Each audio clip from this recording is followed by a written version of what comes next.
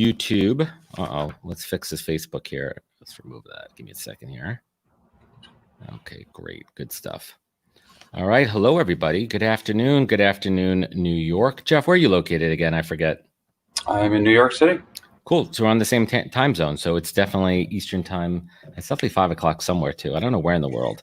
Right. I mean, I guess it's always 5 o'clock. I never really did the math on it. You know, if the it time is always 5 o'clock somewhere. It is. There's a reason for that saying. Well, welcome everybody. It is the 11th day of the month of June. You're back with Jeff Wald and myself on the podcast live, and we're doing something special today, which I've been doing a bunch. So I guess it's special, but we do a live podcast recording here, and it's absolutely a ton of fun. And we get to pull back the curtain and show how we all do it here. So we're going to give this a minute just to make sure it's loading up on LinkedIn and all the other platforms. And if you're following along at home, if you want to ask any questions in the comment field, if there's some good ones, we'll try to get to that at the end. So we are definitely live here. Which I've been doing a bunch. Look, see, there we go. Now we got it. We are good to go. Welcome, welcome, welcome. You ready to do this thing that we call the podcast? I am super excited. All right. So typically I clear my throat. I do like that whole singing thing to get my voice aligned. Do you ever wish, I don't know if are you a big music guy? I am a big music fan. Do you have a good singing voice? I have been told sometimes yes, and I've been told many times no. So I think the no's have it. I wish that I had a really good singing voice because I love to sing along with the songs, but I literally have it's just terrible. You know, I barely have a good voice for radio. My mom says I have a face for radio, but that's a conversation for another time. All right, let's do the podcast, my man. You ready? I am ready to rock and roll. Awesome. Hey, everybody. Welcome back to the podcast where I bring you the best and brightest from the world of business, marketing, and personal growth to help you harness your inner tenacity and drive your career and life forward. My guest today, Jeff Wald, is the founder of WorkMarket, an enterprise software platform that enables companies to efficiently and compliantly organize, manage, and pay freelancers, and recently purchased by a little old company called ADP. So kudos on that. And he's founded several other tech companies, including Spinback, sold to Salesforce, and he's an active angel investor and startup advisor, as well as serving on numerous public and private board of directors. He's also a pretty smart cookie. Jeff holds an MBA from Harvard University and an MS and a BS from Cornell. Not too shabby, my friend. And Jeff is the author of The Birthday Rules and just recently released the book, The End of Jobs, Rise of On-Demand Workers and Agile Corporations, and recently named one of the 100 most influential people in staffing. I'm going to want to find out what those qualifications are. We're going to have to fact check those by the Staffing Industry Analysts. And now that we got the formalities out of the way, let's dig into the real conversation about what the future of work is going to look like in these strange and unprecedented times. Jeff Wald, welcome to the podcast, my man. Thank you so much for having me. I'm a huge fan. I'm really, really excited to be here. Awesome. And a quick shout out to Dr. Simon Mills for connecting us. I mean, absolutely. Let me ask you a question. Is he the most interesting man in the world? Potentially. Is he? Potentially. I mean, Dos Equis should do an advertisement with him. Yeah, and I'm queuing up with him to get him on the show, but I'm waiting till Corona clears fully because I haven't been to his apartment. Have you been there? I have not. I feel like it's like the menagerie, right? I feel like it's like this crazy world with clocks and everything. But let's pause on that. This show is about you. So why don't we start and bring my tribe up to speed a little bit? I'd love if you could give us a brief synopsis of your career, of kind of where you started and how we got to where we are today. Sure. Well, I started out in finance. I worked at JP Morgan for a couple of years. Went off to business school, as you identified, and then after business school, went to a venture firm and worked investing in startups. And I was so enamored with startups, I actually was, castigated by my boss one day. He's like, you have to stop fawning over these people. You can't, tell them how great they are because we have to negotiate with them. And he said, if you think they're so great, you should go start your own company. We'll back you. And so I did. I left. I started my first, I did my first startup, and it failed miserably. And I didn't take backing from my old firm. I funded it myself with one of my co-founders, and it bankrupted me. And I actually didn't leave my apartment for almost a month, not because of a horrible pandemic going on, but because of just depression. You just get down in the dumps. And so, as it is with the startup game, you got to pick yourself up, dust yourself off. It took me a little while to lick my wounds, but I eventually did. We started basically the same type of concept with a different team, and we were able to take it to a successful exit, eventually sold to Salesforce. And then I started Work Market. Work Market was about 10 years, is 10 years old. Took us about 8 years and about 70 million in venture from Union Square, SoftBank, and a few others. And we were super fortunate to be purchased by ADP in 2018 and have this as the next part of our journey. And I'm an excited member of the ADP leadership team right now. I absolutely love it. So before we dig into, current events in the book and everything, I want to go back and hit on a couple of those early failures. And one thing I always talk about is the theme on the show, right? Like those failures are the foundation. They're the stepping stones to the future success. But you don't know it, right? Like when you're deep in that hole, when that failure is happening, I mean, look, you were in a deep depression, right? You were probably at a brink of, you didn't know what was next in life. Well, looking back on that, I mean, what advice could you give right now to some, young founders, young entrepreneurs who may be struggling either just with their business in general or with the current situation with the pandemic? Well, the first advice I would give is to all of their friends and family to not say, hey, you're going to look back on this and it's going to be this great experience. It is 100% true. It is going to be a great experience. It's going to be, Adam, as you point out, a foundational experience, and it's going to be the thing that ladders you to your future success. But I will tell you, having been there, we are not ready to hear it. I was so annoyed every time somebody would say that, oh, you're going to look back on this. I'm like, yeah, you know what I want to do? I want to look back and not make this mistake and have all my money back. That's what I want. Thanks for telling me what I already know, right? Yeah. And so, look, for the people that are down there, look, failure is not only an option in startup world, it is the most likely outcome. Statistically, we have a 90+% chance of failing. Of course, in restaurants. The fact that you failed is not an anomaly. It is the actual most likely outcome of the endeavor you try. And the key to success is persistence. You have to pick yourself up, you have to dust yourself off, and you have to keep going. Because really, what choice do you have? And so lick your wounds and know that you are not alone. You are not alone. It does not define you as a failure, but it is a failure. Own it, deal with it, and keep going. I love it. That's great. So let's jump in right now and talk about your new book, The End of Jobs: Rise of On-Demand Workers and Agile Corporations. That's a mouthful of a title. And I'm going to work a little bit backwards here. So someone reading this book, what's the key takeaway, or why should someone go pick this book up from, I guess we don't go to stores anymore. Why should they go on Amazon and pick up a digital copy? Yes. Well, you can go pick up this book. And if your listeners want to go to Amazon right now, I'll wait. Wait a second. No, okay. We'll wait. We'll watch your ticker go up. Yeah. And so, Adam, I wrote the book because I was getting very frustrated as an entrepreneur in the HR space with hearing a host of predictions on the future of work, which were so massively inaccurate. Even before, I had the span of time to prove that they were inaccurate, you would sit and say, that prediction makes no sense. It's not based on data. It's not based on historic trends. It's not based on how businesses actually operate. When I was starting Work Market, the big statement being made in the world of HR was that by 2020, 50% of the labor force would be on demand. It was a ridiculous prediction that had literally no basis in data or fact. Now, that being said, did I take that prediction and put it in my investor decks? Yeah, I kind of did. But it was so inane. And so I started to write the book in order to bring some clarity around the discussion on the future of work. I would not pretend that I am some crystal ball seeing prognosticator. I am not. But I can use historical trends. I can use historic examples. I can use the data of the world of work today, and I can extrapolate and interpolate forward what might actually be a high percentage probability as to how the world of work may fold. And that was the point of the book. Got it. So let's rewind a little bit. I mean, why do you think so many these what are those predictions founded upon? Are they just, pie in the sky hypothesis? Are they, going off of more cultural trends versus, the data and the numbers? There was no empirical evidence. I mean, where were they coming up with these things? They are sensationalized. We live in a world where sensationalism gets clicks, and they are sensational headlines. They fit into an existing narrative, and that narrative was that on-demand labor is growing. And so when people saw data, I think it was 2009 or 2010, that on-demand labor grew maybe 3% that year. People are like, oh, well, if you extrapolate that out, you're like, well, but you took one data point. Yeah, and what's the growth rate on that? What growth rate were they using? It was crazy.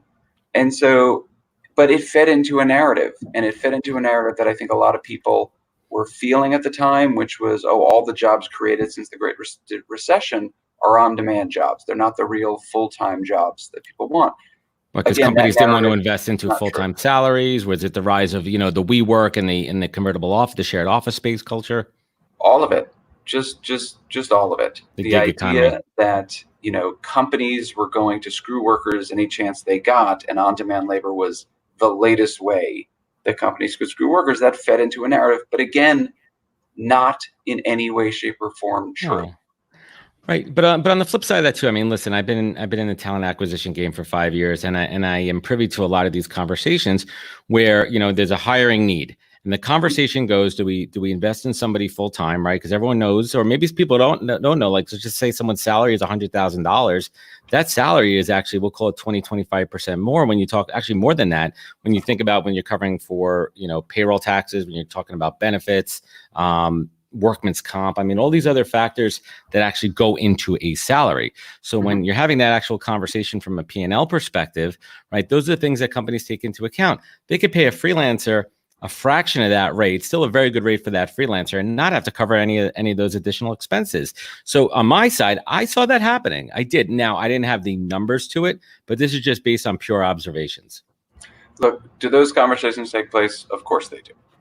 Do labor resource management strategies involve cost? Of course it does.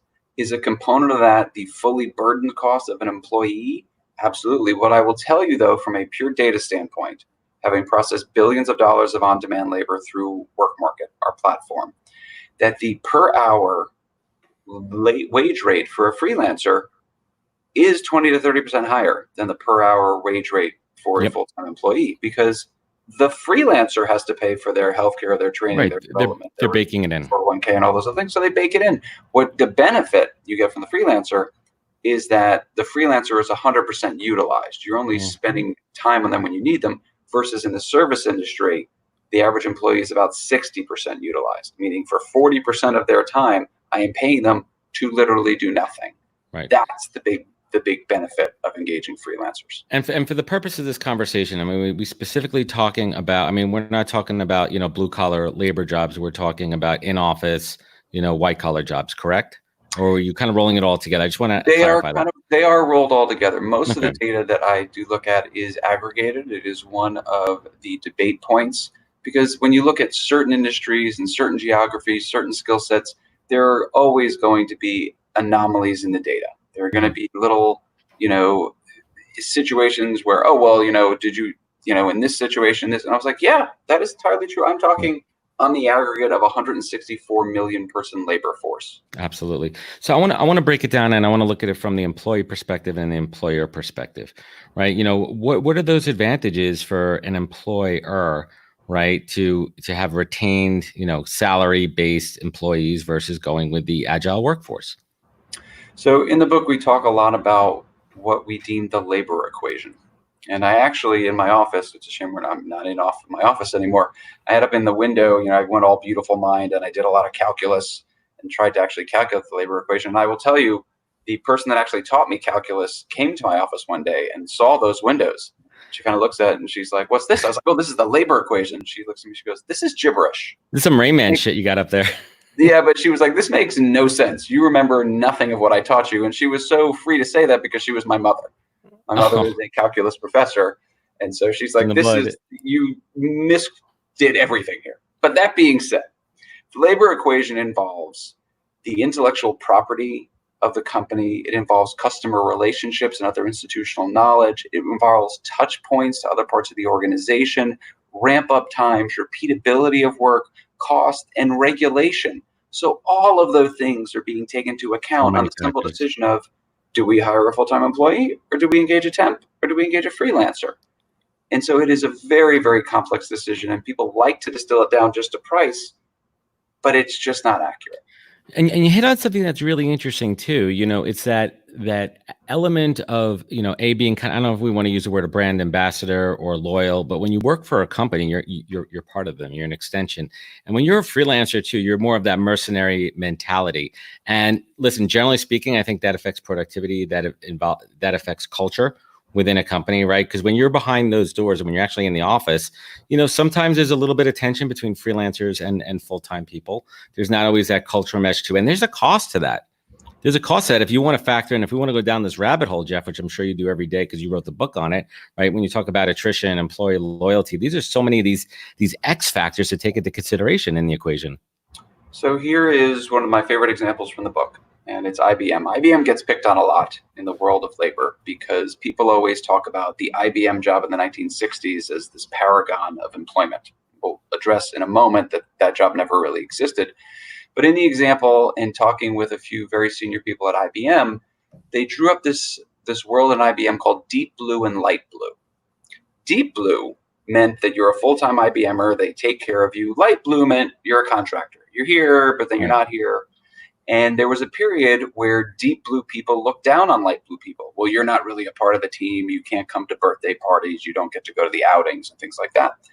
And then through the 80s and 90s, the number of contractors increased at IBM. We're now actually the Deep Blue, Light Blue, where it was about 90%, 10% in the early 1980s. Now it's about 50%, 50%. But then all the things that made Deep Blue so great, those training junkets, the perks, the pension plan, all of them started to compress or in some cases disappear. And now they looked at the Light Blue people and said, oh, wow, you people can kind of come and go as you want. You work on the projects you want. If you don't like something, you don't have to do it. You can just turn down the job. You don't have to go to all these meetings that are just a waste of my time and are driving me crazy. You can work from the beach. And so Light Blue became more coveted than Deep Blue. And that is the stage at IBM pre-COVID, because I am 100% sure that Light Blue bore the brunt of IBM cost reductions, because when we look at what has happened due to the pandemic, due to the health crisis, you have seen employment obviously have tremendous dislocations, upwards of 20% of the US workforce on the sidelines or through either furloughs or unemployment or dropping out of the labor force. In the on-demand economy, the things that I am seeing, not work market data, but data from the industry, is 70 to 80% reduction. Wow. Because the on-demand workforce is there to be cut quicker. Yeah, it's an easy line item. It's a lot easier. There's no severance. It's just simple as, hey, correct. End of the week is it? Thank you for your game. Unless you have a contract, right? There's no Warren Act. There's nothing guiding it. It's just we're done here. We're done here. That's fascinating. So let's talk about current events right now. It's such a broad question. I see it on the front lines. I work with a lot of direct to consumer e-commerce companies that are flourishing, absolutely flourishing. We're seeing consumer behavior, shift from broken. We've seen this shift over the last, 10, 15 years anyway, with consumer trends going more to online. I fear that I think brick and mortar will be alive because I still think that people want to have that physical experience. It's going to be much different. But for the short term, the shift is online. That's driving the need for every aspect and vertical within a company that they need to hire. So what are you seeing from a data perspective right now? What hiring trends are you seeing? What conversations are being had? And let's talk about some potential red flags that are being raised right now. Well, I think that from a data standpoint, and clearly based on why I wrote the book, I'm a very data-driven decision maker and thinker. I will tell you, Adam, the data is scant, and people should be very, very careful of overreacting to the various data points. The data points are constantly being revised up and down. We don't know why the Department of Labor believes that 2 million jobs were created in May. I hope it's true. I really do. But there are a lot of anomalies in those data sets. Is it created or replaced when states are opening back up and people are getting their jobs back? The numbers aren't really clear. Yeah, no, look, it is definitely, bringing back people to existing jobs. These are not new jobs, but they were jobs that were ended and then jobs hopefully that were started again. And I hope that that's true. And I hope that we have a V-shaped recovery. I'm just very wary, right? I want to see multiple data points over time. And so this is a time to be very, very cautious in making too many predictions. Now, there is a very clear prediction we can make because of the health crisis, and that is remote work. That is by far the easiest in terms of making very, very concrete predictions on the future. And as I do in the book, we always start in the past. So on the remote work context of the United States of America was that 3% of the labor force worked remotely. Pre-COVID. That had grown 100% pre-COVID. Right. At the height of stay-at-home orders, about 40% of the U.S. workforce worked remote. That is out of a natural capacity of 42%. The United States has the highest capacity in the world for people to work at home. Based on infrastructure, cost of living. Not only that, but look, there are certain parts of an economy, if your economy is very focused on tourism and hospitality, you're done. those people can't work from home. Right. The United States has a relatively small percent of its labor force in manufacturing and in hospitality, retail, transportation, and things like that. On a relative basis, that's still 58% of the labor force that cannot work from home. Now, because of the pandemic, companies were forced to put in place the policies, the procedures, and importantly, the infrastructure to allow remote work. They had resisted doing it. And also, you had that boss that always said, yeah, I know remote work's a trend and everybody says it's great, optics. Whatever, but I like everybody in the office. That boss also had to deal with the fact that now all of her employees were working remotely, and you know what? It was working. It worked. And so because the infrastructure is in place, because old mindsets have been shattered, instead of a slow continued growth of the remote workforce, which is what everyone predicted beforehand, now my prediction and many other people's prediction is that we will go from 3% to 8% of the labor force working remotely. And that is a massive, massive change, and one you hardly ever see in labor statistics throughout history. Yeah, that's fascinating too. I mean, then we talk about, I've been having the conversation with lots of folks that there's a lot of things in play here. I think there's some people and some industries where either you have to be in an office for whatever that job function is. There's definitely that. And there's also the camaraderie. I think that a lot of people really enjoy going to an office. People don't have not everyone has an ideal situation. You have kids at home, you may not have great internet, you may not have a great living environment, you may be living with people that you don't want to be with all day long. Maybe you have little kids running around and you can't be productive at home. I mean, this is opening up so many conversations around employee satisfaction, employee performance. I mean, this is all uncharted here, right? And it's really going to come down to, when things open back up, what is that going to look like? And I've seen some companies, we could talk about the Twitters of the world and Facebook that are like all remote all the time. Are they posturing there, or do they really mean that? Right? Because you're affecting the culture. I truly believe that humans are not meant to work in silos, from a productivity, from a lifestyle standpoint, from just being normal. What are your thoughts here? Well, one of my first thoughts is that Jack Dorsey at Twitter is an amazing, amazing CEO and leader, and his people absolutely love him and love his stances on all these things. And so I do believe that they are very sincere, and they are certainly putting their money where their mouth is, talking to friends at Twitter. I will tell you that I 100% agree with you. But the reason that the remote work percentage is not going to get higher than 8%, which is, again, massively, massively high. That percent increased a lot. Humans are a social animal, right? We like that interaction. And it's important to note when we talk about remote work, the definition of a remote worker means that more than 50% of the time you are not going to the office. And right. So it's not 100%. Absolutely. But will there be an even bigger increase in the number of people that now say, hey, I'm going to work from home on Friday, or hey, next week I'm going to work from home? Absolutely. And what did that mean 6 months ago when someone said to you, hey, I'm going to work from home tomorrow? You sit on your couch and watch Netflix all day, that's adorable. Yeah, you're going to work. I'm going to work from home on a Friday means you're going to head out for a long weekend at about 11 o'clock in the morning, right? I'm going to check a few emails. Maybe I'll take a phone call, book a meeting. But now people are working. I'd like to hear your take on the numbers too. I know that productivity is at an all-time high, but I also know the other side of that, which is burnout right now. People do not have that clear downtime, that decompression time when you would either be on the train or you'd be in your car, where you would go from home to work and you could decompress and go from work life to home life. I know for me personally, I'll literally be working right until that dinner bell rings, and I'll put my phone and computer down and go eat. But there's no time in between there. So I'll give you two examples, one from one of the largest accounting firms in the world, one from one of the largest banks in the world. And then let's talk about the pandemic in general. But one of the largest accounting firms in the world feels that their productivity is about 115%. That people are just getting a lot more done. Now, they can't send people into field to do field inventory counts and look through papers, and that's going to be a problem at some point. But they are thrilled with the way this is going. Large global bank, who's on the phone with an executive committee, a member at a large global bank, thinks it is god-awful that their productivity is best 80%. They can't stand it. They want to get everybody back to the office as quickly as possible. And so different industries and different companies are experiencing this very differently. And it all obviously depends on the type of work being done, of course, the resources in place and things like that.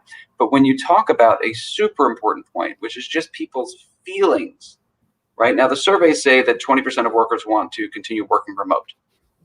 Now, the surveys also say that the global CFOs think 5% of their workforces can continue to work remote post-crisis. So perspective. Some of the data points we use to kind of come up with our 8%.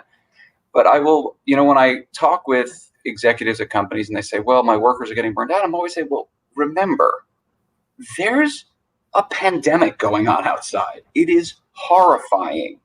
People are, let alone obviously the social injustice that's come much more to light, people are dealing with a host of things right now that in the normal course they won't be dealing with. They will not be playing dual roles as a child caregiver.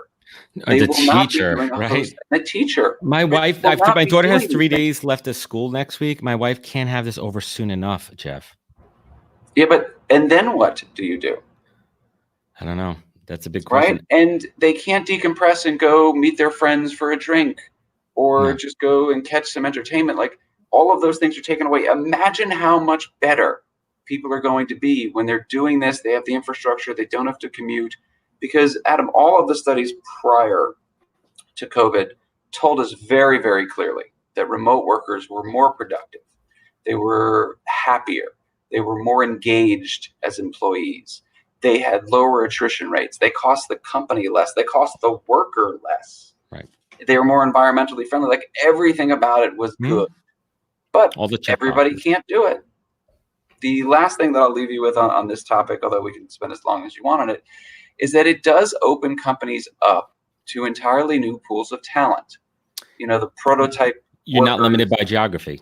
Yeah. Well, the prototype worker that people talk about is that MBA mom, right? That, like, she wants to continue working. She's incredibly highly educated and productive. It's just so many companies won't give her that flexible work schedule she wants or needs.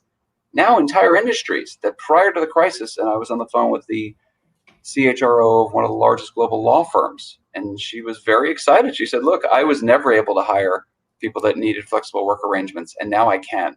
Entirely new pools of talent are opening up to me, and I'm 100%. Super excited about it. Yeah, it's flexibility too. And I think, I'd love to hear what the surveys say, but I think even pre-COVID and even now, I think it comes down to the word flexibility, right? They want to have the ability to say, hey, even COVID or no COVID, I want the ability, if I need to work from home today because I got my kids, I got to be at soccer practice at 5 on the dot, and there's no way I could do that if I have to commute for my job, or I have a doctor's appointment in the morning, or my kid's not feeling well, or I just want to have the ability to say, you know what, today I'm not going to come to the office, but I am going to be working, and taking that dynamic out of it. Are you hearing a lot of that? Yep. I am hearing a lot of that. It's trust, right? Isn't the word trust? It is. Look, and flexibility in almost every context makes for a better economic outcome. Whether it's the U.S. economy as a whole, and people always talks about the flexibility of the U.S. economy as compared to the European economies, flexibility is a very good thing for economic outcomes. Yeah, options. So let's shift gears a little bit here. And speaking of gears, let's talk about robots. Are robots going to take over all of our jobs? And I could talk a lot about recruiting too, because I've had some great conversation with folks in the AI and the machine learning space in recruiting. And there's so many things that machine learning and data and computers could do to help make recruiting more efficient, more effective. But specifically in my industry, at the end of the day, it's a relationship and it's a conversation. A robot is not going to close a candidate. A robot's not going to be able to answer those really personal questions and get to the root of why their motivation in switching jobs too. But technology is advancing pretty damn fast here. Are the robots going to take over? Are we going to live in the world of Terminator? So, no. Great. Conversation over. Great podcast. Done. Mark it down. No, it is not going to happen, but you are correctly pointing out the series of sub-trends that become super important, which is that the robots are certainly getting, and robots would mean AI software as well, are getting more advanced, are getting smarter, are getting cheaper, and therefore can be applied to more industries. Within that context, by the way, it's very important to remember, while robots are getting cheaper, are getting smarter, and are getting more agile, robots remain incredibly expensive, incredibly dumb, all and the work that incredibly goes clumsy. into, and robots take humans to program and run and manage and optimize. But let's stay on your example of recruiting. Sure. There are, when we look at 702 different jobs that exist in the economy, you need to start, and this was a great study that was done by Oxford in 2013. I did not read that. You need to, luckily I did. Good. That's why you're on the show. You need to break down the component tasks of each of those jobs. And when you find the component tasks in a job that are repetitive, high volume processes, it's the same thing over and over again, and it happens a lot. That is something that through the history of work, always, and I very careful when I use the word always or never, but always gets automated. And so if you have a job that more than 50% of the component tasks of that job are repetitive, high volume tasks, that job will go, full stop. Like, it will go. You know, it's a matter of time and technology costs and all these other things, but it will go. But most jobs, the vast, vast, vast majority of jobs, have only some of their tasks, 20%, 10%, 5%. And so when you think about recruiting, you think about searching through resumes, boiling up the right candidates to have those phone screens with, so that you can use all of the things that bring value, real value to that relationship, to that engagement. And that is your judgment, your interpersonal skills, and having that human to human interaction. 100%. Those are things that are in no way, shape, or form in danger. What is in danger is removing a bunch of tasks that you don't want to do. That is in danger, and that will happen in the recruiting space. But when you look at study after study, HR is one of the growth industries that people talk about, because there is so much that goes on in HR that just in the near or medium term, everything's off the table in the long term. Right. But in the near and medium term, there is no world in which those jobs can be fully automated. No, I mean, there's a human element, to all of that. Even conflict resolution. I mean, certain things like benefits, payroll. I mean, we're not even talking about that. It's that people, that fabric, the culture building, right? The weaving within an organization. So let's, I want to wrap this piece up before we move into the fun stuff here. What is returning, in your opinion, what is returning to work going to look like? Ooh, that is a tough one. It's a broad one too. Yeah. God willing, it's fast. I think we're all ready to be back. And I will say that there is a delicate balance between the keeping your workers safe and getting people back to the office, making sure that workers that want to stay remote can stay remote, making sure the workers that have to come back can do it safely. In New York City, we have an even bigger challenge than in most places. It's getting there. Think about the fact that people have to take mass transit. It's not so much being in the office, it's how do you get to the office? Oh, yeah. How do you get, and again, in New York, we're mostly taking the subways. I know I do every time I go to the office. And then it's the elevator. How do I get people up to the 50th floor when only one person's allowed to go in an elevator right now? So how do you balance the amount of total people in an elevator with the queue waiting to get into the elevator, who are all now in a line? I mean, people will literally show up to the office, wait 4 hours to get to their desk. Talk about productivity going down. Hello, turn around and get on the line to go home. Like, that's. Well, how do we turn the stairs, into the next greatest fitness craze? Right? Well, I hope so. I mean, I'm a huge fan of the stairs. Except on the 50th floor, right? Here's what I'm hearing is that the first wave back will be 10 to 20% of workers, the people that kind of have to be there. Then you will start establishing who that 20 to 30% of your workers are that, you guys can work remote, and they're going to do that. And then you'll start to see teams, the A team, the B team, the C team, and they'll start rotating people in and out. So at best you get 20 to 30% full usage of your office space in the near term as we slowly figure out what it looks like. And that allows for another kind of keyword in the reentry, which is de-densifying, and making sure that you can keep people at a safe distance from each other. Right. So there's some combination of the getting there. There's some combination of the workforce stratification of fully at home, rotation, fully in the office. And there's some context of de-densifying, and all of those will play a role. And right now, again, because I'm data driven, I would be very, very wary of making too many other predictions. But I can hope that it's soon. And it's going to be really interesting too, how it affects culture, how it affects so many other factors too. I mean, we could have a whole separate conversation on the hiring process, but we're not going to do that here. So let's turn the page here, and I want to dig into finding out a little bit more about yourself. And I'd love to start out with Jeff. I'd love to hear what the word authenticity means to you. So I think the word authentic means being vulnerable when it really means something. And so when I talk about Adam, I talk about a lot, when my first startup went under, I never told anybody about it. I mean, obviously a number of people knew, but when Spinback got sold, because it was the same company that failed that we restarted, so it had the same name, I would always say, yeah, I started this company through Spinback, through various twists and turns, it got sold. I would never say, hey, I started the company Spinback, it spectacularly failed, wiped me out, I got super depressed, and I had to move on. And it wasn't until Work Market, got sold or was about to get sold that I was comfortable talking about Spinback's failure. And I would tell you that is not being authentic. I faced no real vulnerability for doing that because I had already been successful, more than 99.9% of entrepreneurs. So what is the danger to me in saying that I failed once? Nothing. What is authentic is me telling people that as I think about starting another company, I'm scared. I'm scared that maybe these were flukes, that maybe I'm more of a fraud than I think. Maybe I'm not as smart. Maybe I just got lucky. What if this next one fails? That's imposter syndrome. Being authentic, because it shows people that I'm still vulnerable and it's right now. So that would be authentic to me. That's fantastic. And I always like to say too, once I was able to be, and the example I always give, when I was fired from VaynerMedia by Gary Vaynerchuk and team over there, it took me a long time to tell people that I was fired, right? I was like, I decided to leave. It wasn't right. It wasn't the right thing. And I was just lying to myself. But once I was comfortable saying that, the world opened up to me. It was relatable. So many people have been fired and let go, right? They're like, yeah, it's not a big deal. You were there for a few months. Who gives a shit? It really wasn't a big deal. And it took a weight off my chest. And that opened up. I always tell people, once you're able to get to a point of vulnerability, and that's different for everybody. Everyone has a different threshold of what they're comfortable with. But as you see it, as you open up a little bit and you see what else opens up to you, it's magic. It absolutely is. It is. And it takes this burden because we all have our crosses to bear. We all are hiding ourselves, and wearing that mask is heavy. And the more of it you can let go, the better off you will be.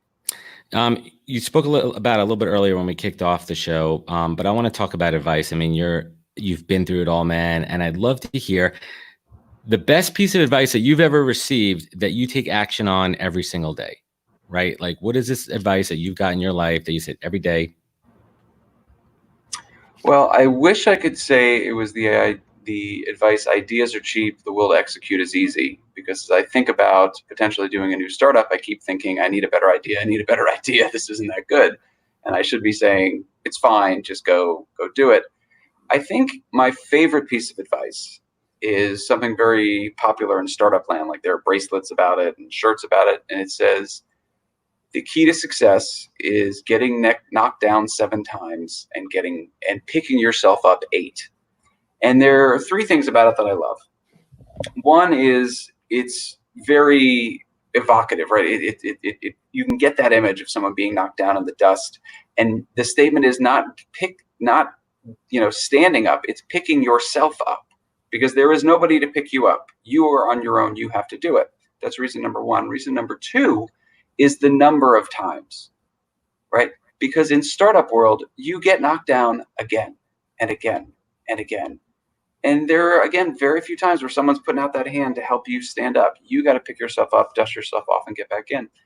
And the third reason I love it is that it's just mathematically inaccurate. It doesn't make any sense. Like, why am I picking myself up? It does not equate. It does not compute.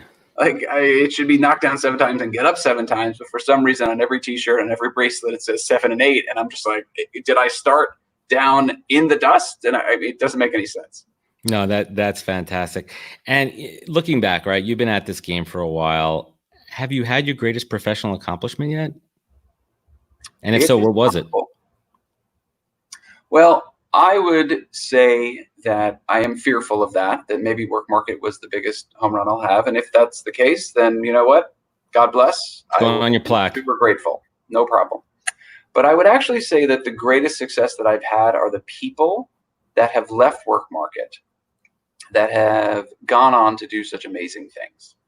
The men and women that came in entry-level positions that because they worked hard, because they had such great attitudes, what else can I do? I want to learn more. They have been able to use their experience at work market. I have helped them in every way, shape, or form that I am capable, and they know that I will do that for the rest of their careers. And they have gone on and now run departments and run groups. Some have started their own companies. And when I look at that group of people, that to me will always be my greatest accomplishment. And so again, if I've helped no one else, I'll take it. That is true leadership, my friend. That is a leadership statement into itself right there. And kudos for that one. I want to leave the show on a positive note. And for the last couple of months, we've been talking about silver linings. I'd love if you could share, a personal silver lining and a professional silver lining that you've experienced over the last 100 days.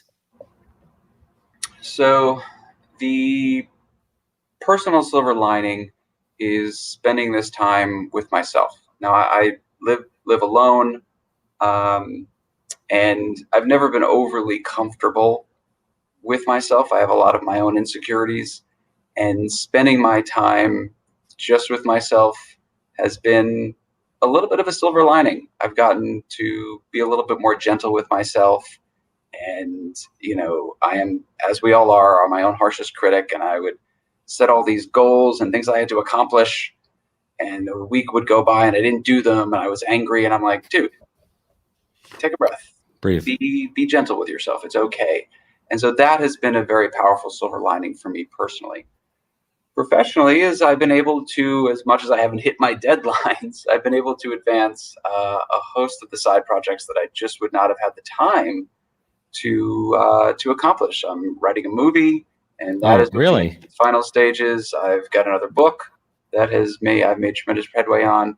I've got a few kind of side tech projects. And then importantly is I have business plans for a potential new HR tech idea. Interesting. And I've moved a lot of them forward that have been very, very stuck for years. That's fascinating. I love it. And thank you for sharing that. I certainly appreciate it. And last but not least, for anybody who watches this show, we talk a lot about the North Star, right? Yep. And I have my North Star. My North Star is my family. And I'll ask you the same question, Jeff. When you were down at your lowest, right? When your startup failed, when you were bankrupt, when you couldn't leave your apartment and you needed to pull yourself up, you needed to look up, you need something to grab onto, some beacon of hope. And then on the other side, you two extremely successful exits, you crushed it. You did really well on that. You parlayed that success and you want to show gratitude. Jeff Wald, what is your North Star? So my North Star is that I get on my knees every night and I thank a higher power. I do call that higher power God, and just say thank you for everything I've been given, and that I will do my best to serve this community, this country, as best I can, because I have been so fortunate with what I've been given that it is a responsibility to give back as much as I can. I love it. Jeff Wald, thank you for spending some time with us today. Thank you so much. This has been super, super fun. Where could folks find you? Where could they connect with you? Where could they learn more? Well, you can always follow on Twitter at Jeffrey Wald.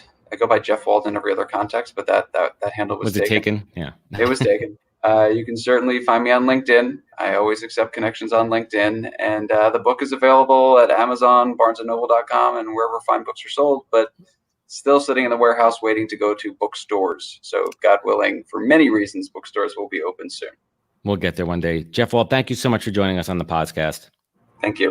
And to everyone watching us live streaming across the universe, everyone listening on your favorite listening devices, thank you for spending some time with us today. I truly appreciate it.